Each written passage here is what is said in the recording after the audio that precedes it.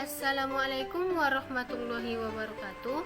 Perkenalkan, nama saya Nur Hayati. Saya salah satu mahasiswa Universitas Pahlawan Tuanku Tambusai, Prodi PGSD, semester 6, kelas B. Pada kali ini saya akan mempresentasikan sebuah buku.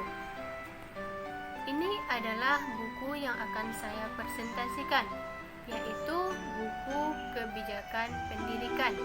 Buku Kebijakan Pendidikan ini ditulis oleh Haji Muhammad Hasbullah dan diterbitkan oleh Raja Wali Pers pada tahun 2015. Di dalam buku ini terdapat 11 bab dan saya akan memilih salah satu bab yang akan saya presentasikan.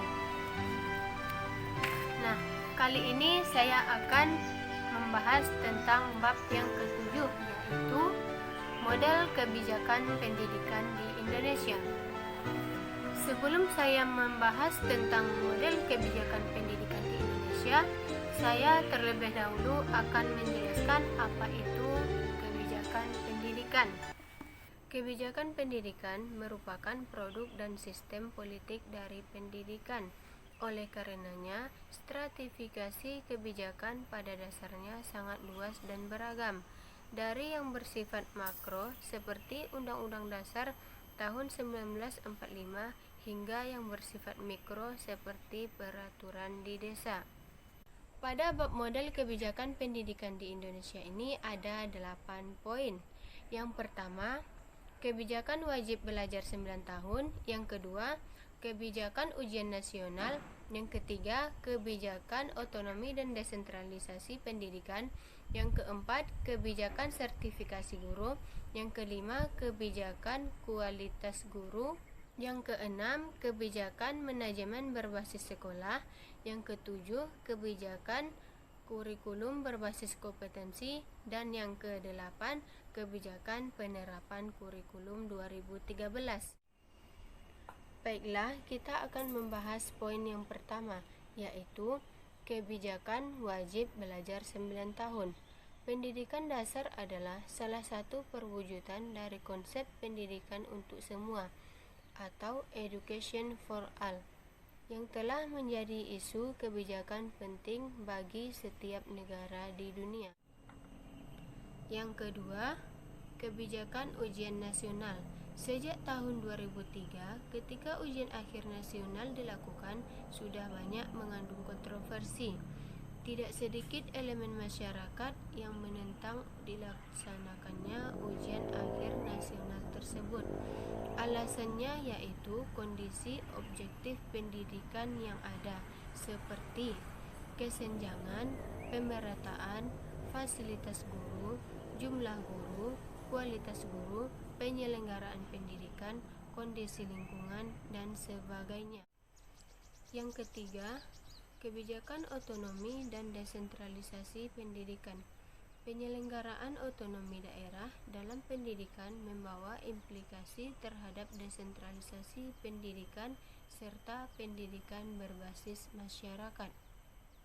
Ada beberapa kebijakan terkait dengan otonomi dan desentralisasi pendidikan ini.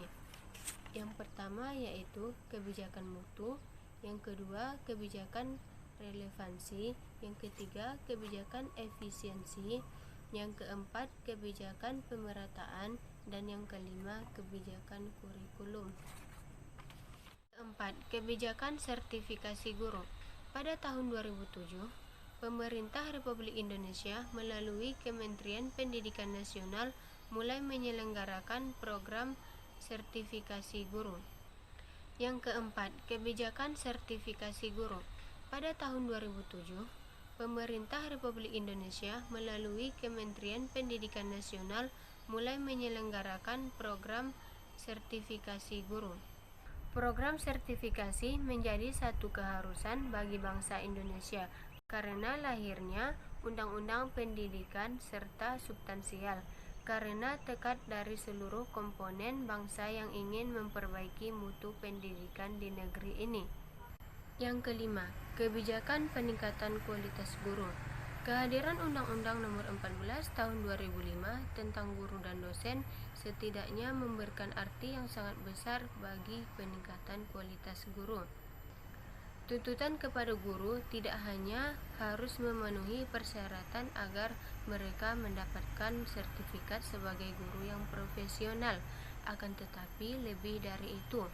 Guru dituntut agar terjadi perubahan, terutama kesadarannya untuk meningkatkan kualitasnya. Keenam, kebijakan penerapan manajemen berbasis sekolah.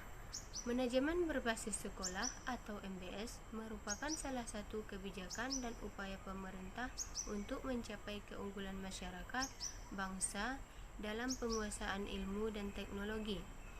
Diharapkan dapat dijadikan landasan dalam pengembangan pendidikan di Indonesia yang berkualitas dan berkelanjutan, baik secara makro maupun secara mikro. 7. Kebijakan kurikulum berbasis kompetensi. Salah satu upaya peningkatan kualitas pendidikan di Indonesia adalah dilakukannya dengan menetapkan tujuan dan standar kompetensi pendidikan, yaitu melalui konsensus nasional antara pemerintah dengan seluruh lapisan masyarakat. 8. Kebijakan penerapan kurikulum 2013. Kebijakan pemberlakuan kurikulum 2013 tidak terlepas dari upaya pemerintah untuk meningkatkan kualitas pendidikan di Indonesia, baik menyangkut penyelenggaraan maupun outputnya. Adapun persyaratan dasar dalam penetapan jenis kurikulum antara lain: yang pertama, kurikulum dikembangkan berdasarkan minat dan bakat peserta didik. Yang kedua, kurikulum berkaitan dengan karakteristik potensi wilayah setempat, seperti sumber daya alam, ekonomi, pariwisata, sosial budaya, yang dapat dikembangkan secara nyata sebagai penguatan sektor usaha pemberdayaan ekonomi masyarakat. Yang ketiga, pembelajaran berorientasi pada peningkatan kompetensi keterampilan untuk belajar dan bekerja, lebih bersifat aplikatif dan operasional. Yang keempat, jenis keterampilan ditetapkan oleh pengelola program bersama-sama dengan peserta didik, orang tua, tokoh masyarakat, dan mitra kerja lainnya.